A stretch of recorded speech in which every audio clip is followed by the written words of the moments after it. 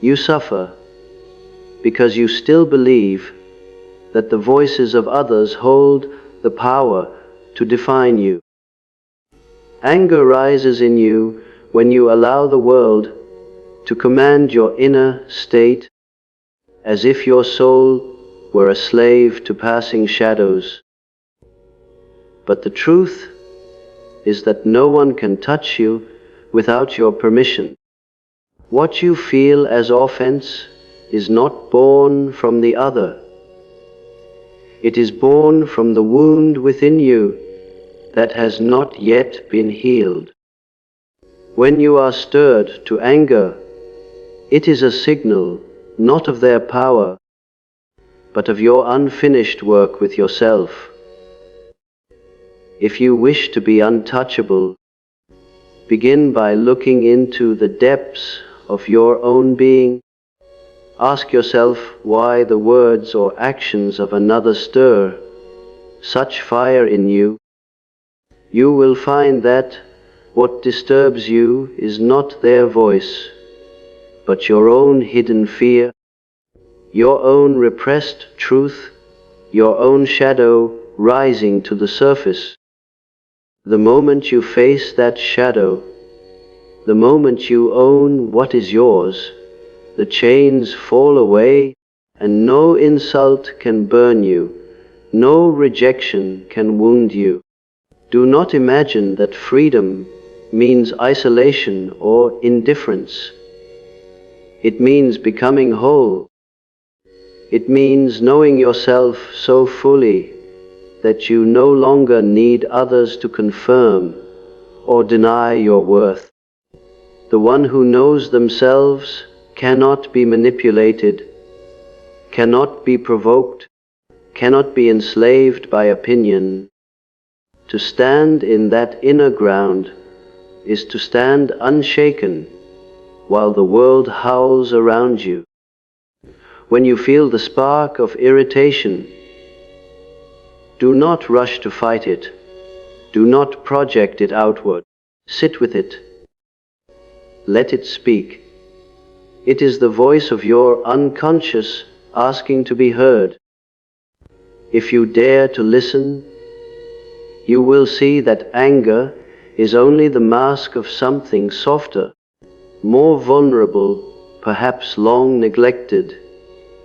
And if you embrace that truth, the anger dissolves, leaving only clarity, strength, and compassion. Your task is not to silence the world, but to master the depths of your own soul. For when you are at peace within, nothing external can disturb you. You will move among others as the mountain among storms, present, immovable, serene. And those who once sought to rattle you will fall powerless before the one who has reclaimed their own inner kingdom. No one can disturb you without your permission. For the disturbances that rise within you are never truly born outside.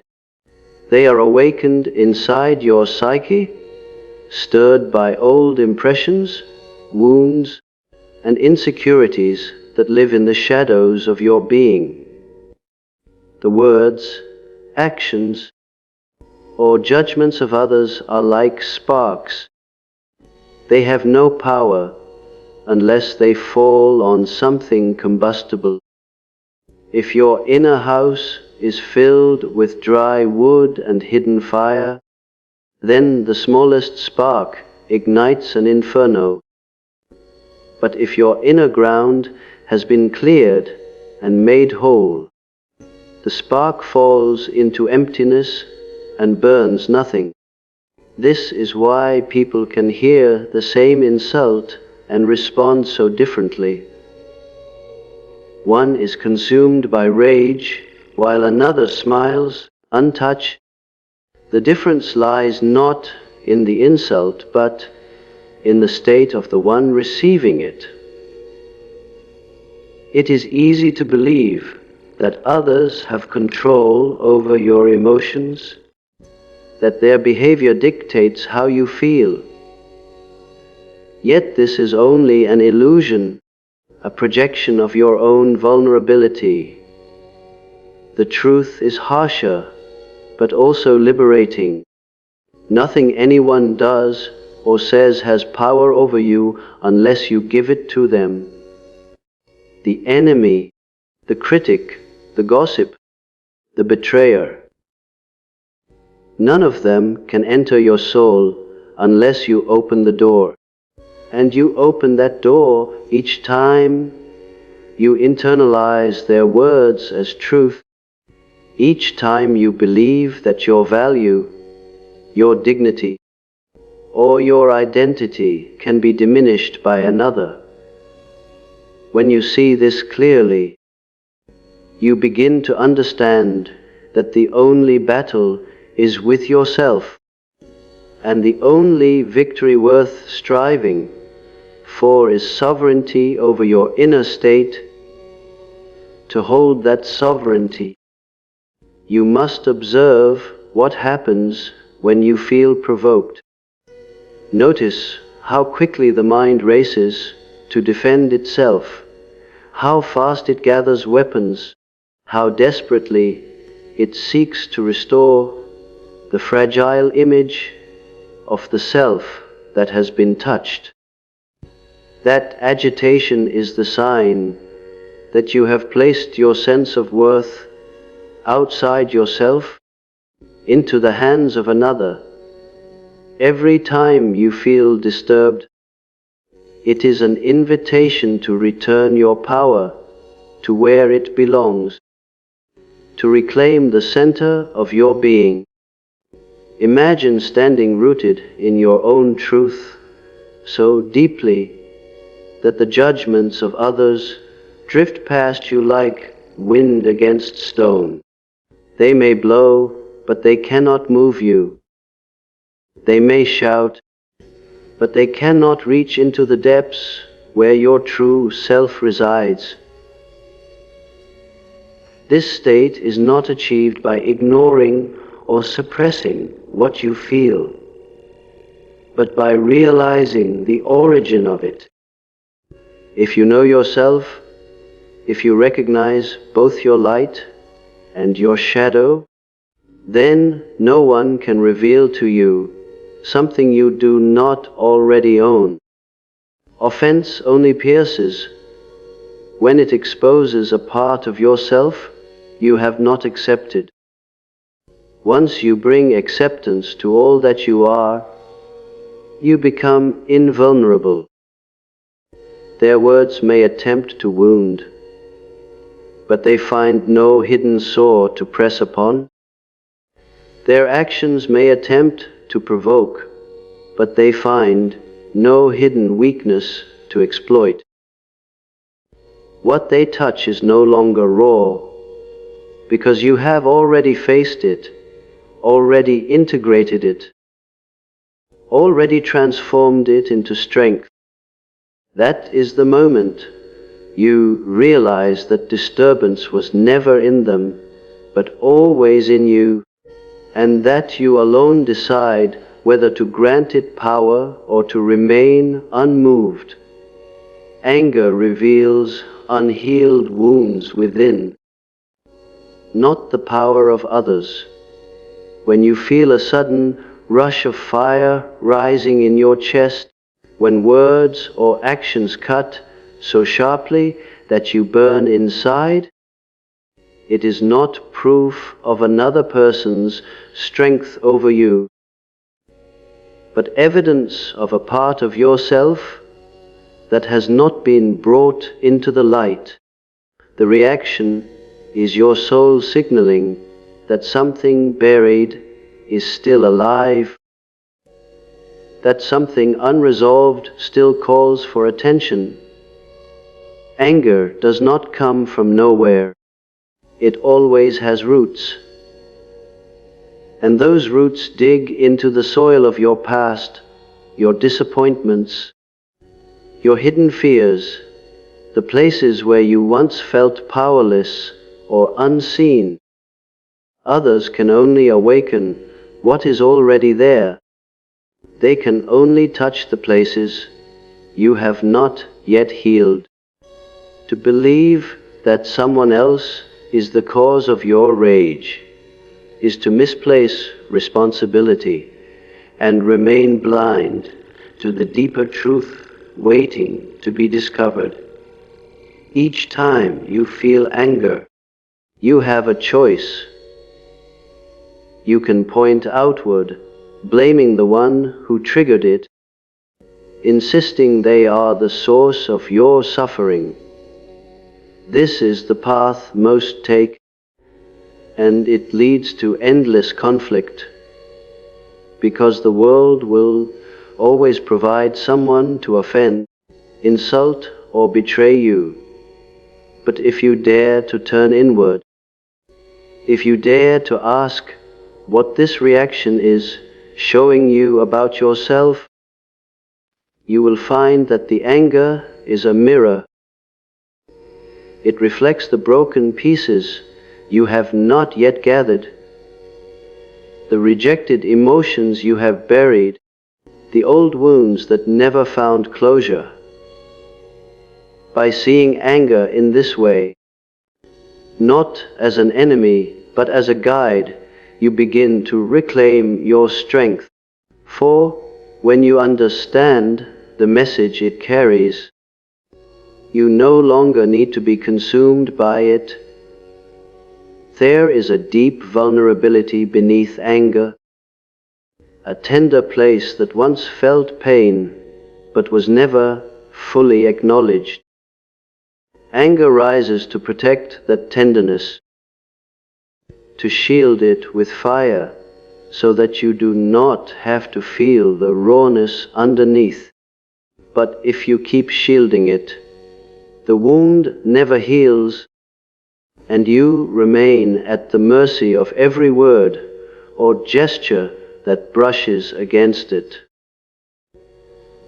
To go deeper means to set aside the flame, to look honestly at what is hidden beneath. Perhaps it is rejection that was never accepted, love that was never returned, shame that was never voiced, fear that was never faced. Whatever it is, it asks to be seen, embraced, and integrated. Only then does anger lose its grip, for the wound no longer bleeds when touched. The one who understands this begins to welcome anger as a teacher.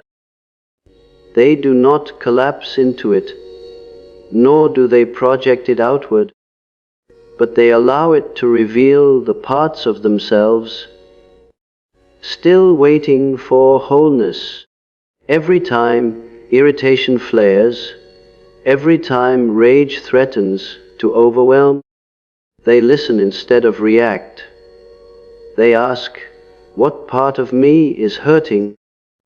What part of me has not been healed? Slowly the fire becomes less destructive and more illuminating.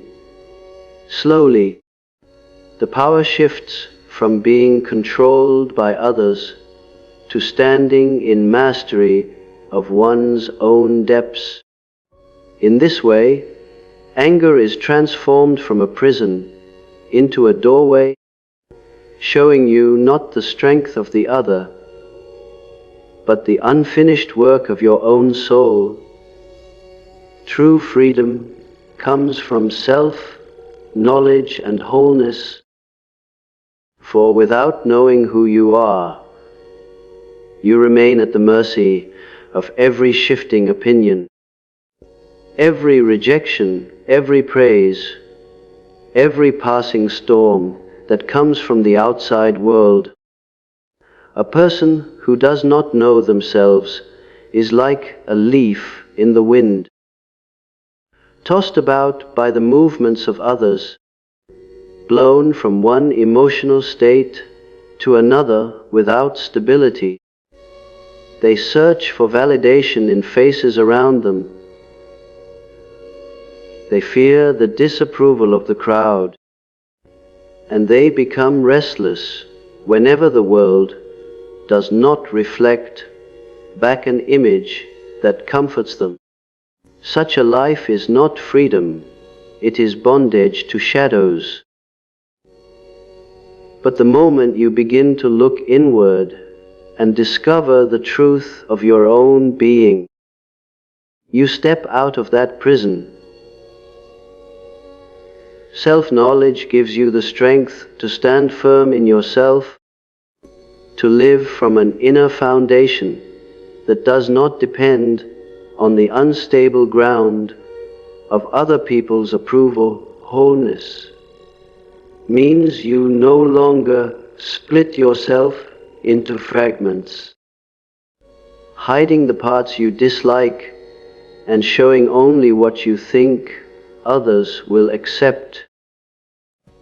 As long as you remain divided against yourself, you will always feel fragile, because someone can always expose what you have tried to bury. If you repress your anger, someone's harsh word will bring it up. If you deny your insecurity, someone's rejection will crush you.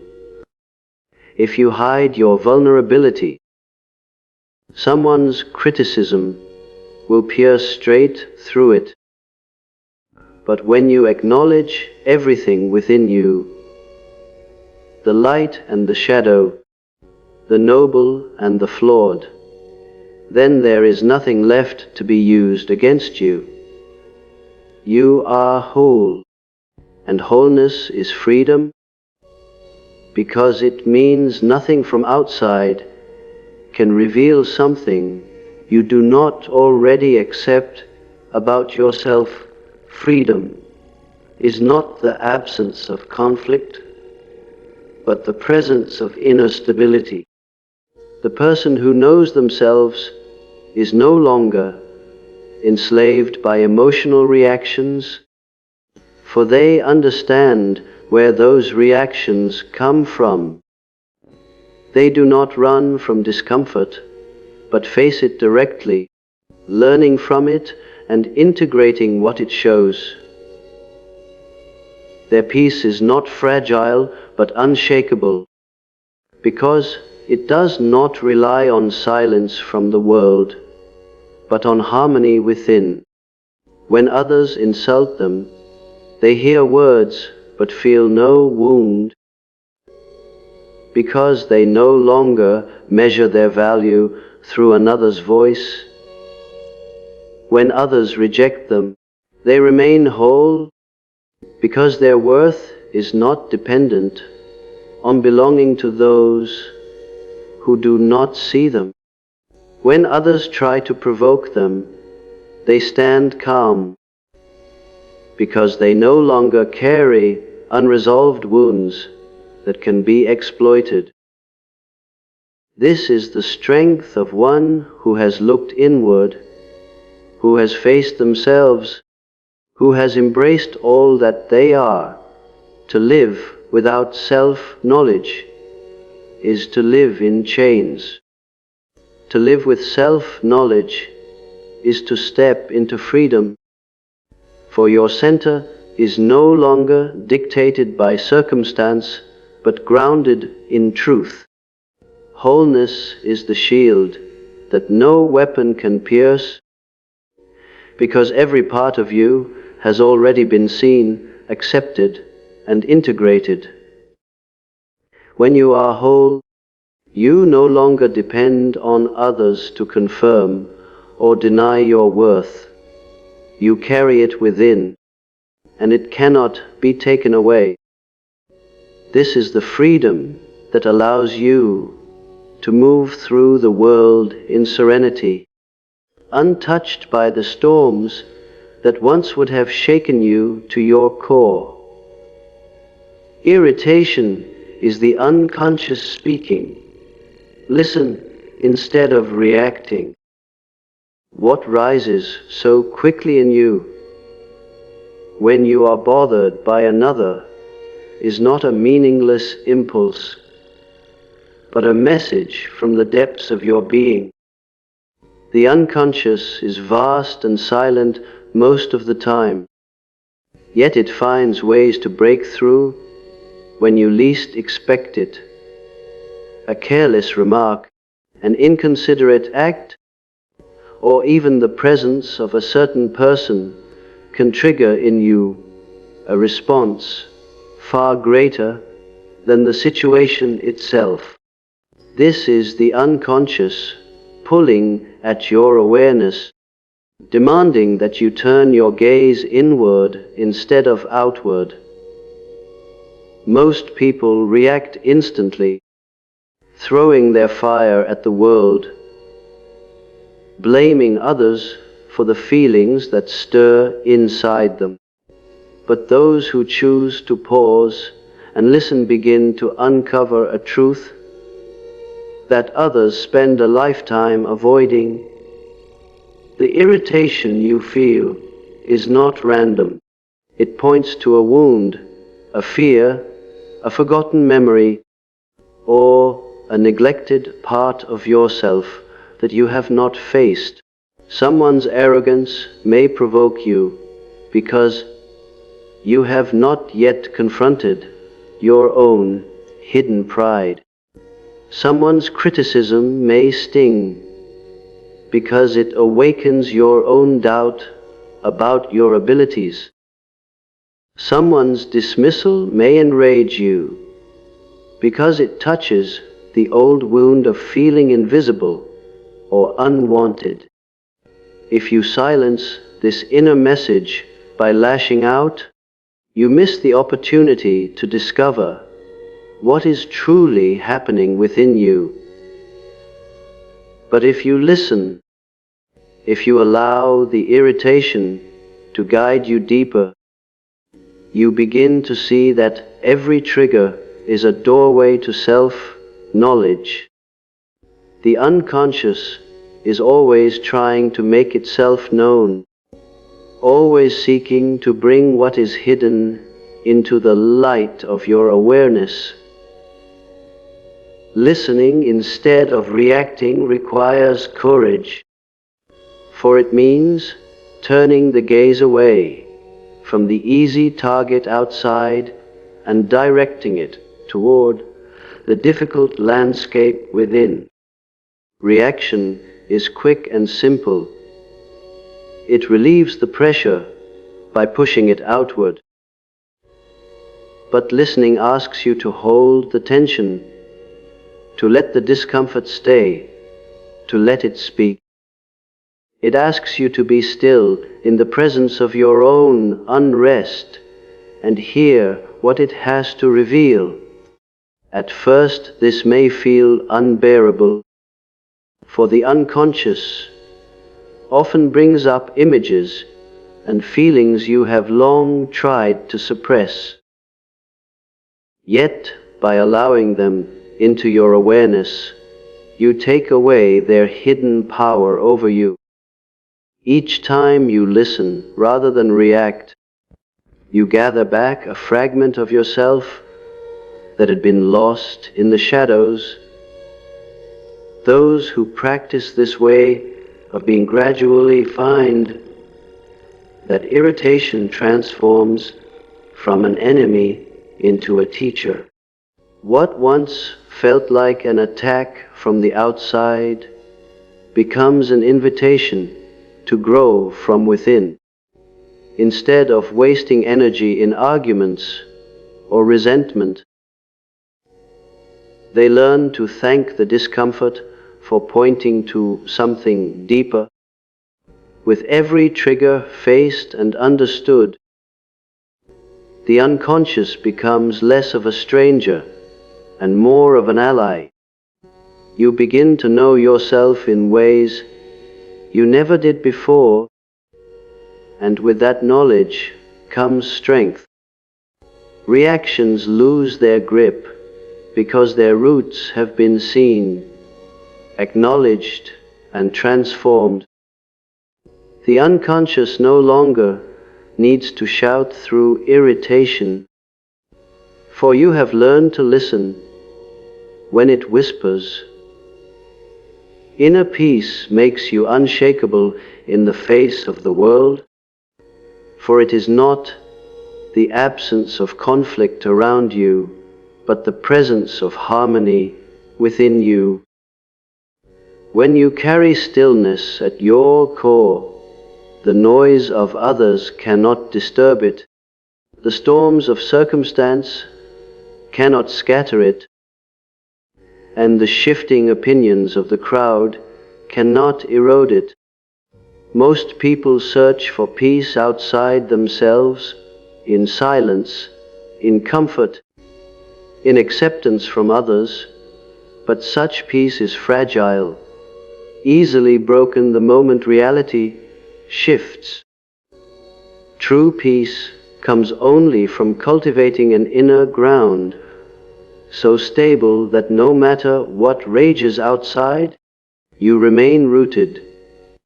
This is not indifference, nor is it withdrawal from life. It is the strength of one who has faced themselves so fully that nothing external can command their state of being. The unshakable person is not one who avoids challenge, but one who meets it without being consumed by it. When insults are thrown, they hear them, but do not absorb them, for they no longer rely on others to define their worth. When chaos erupts around them, they act with clarity instead of panic, because their sense of order comes from within, not from external control. When others attempt to provoke them, they remain steady, for there is no wound left unresolved that can be manipulated. This stability is not a mask, but a reflection of the work they have done within themselves. Every shadow faced, every wound healed, every truth accepted becomes part of the foundation upon which their peace rests.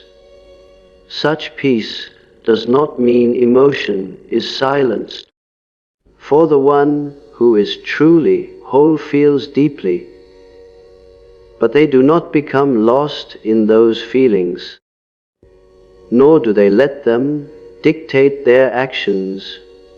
They can feel anger without being enslaved by it, sadness without being drowned in it, joy without clinging to it in desperation. Their emotions rise and fall like waves, but the ocean beneath remains vast and calm. To cultivate this way of being requires honesty, for it demands that you confront the parts of yourself you would rather avoid. Each moment of irritation, each surge of anger, each sting of insecurity becomes an opportunity to ask what within you still needs attention.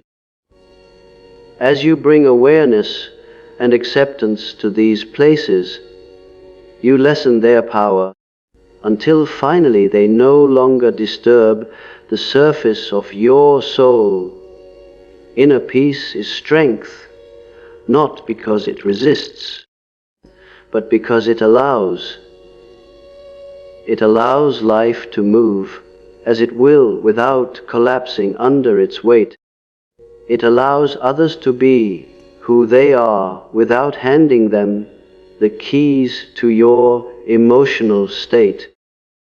It allows hardship to come without erasing your center, and it allows joy to be savored without fear of its loss. This way of being makes you untouchable, not because nothing happens to you, but because nothing defines you except the truth you carry within. Those who find this peace discover that the world loses its power to shake them. for their balance no longer depends on conditions outside themselves, but on the wholeness they have cultivated in the depths of their own soul.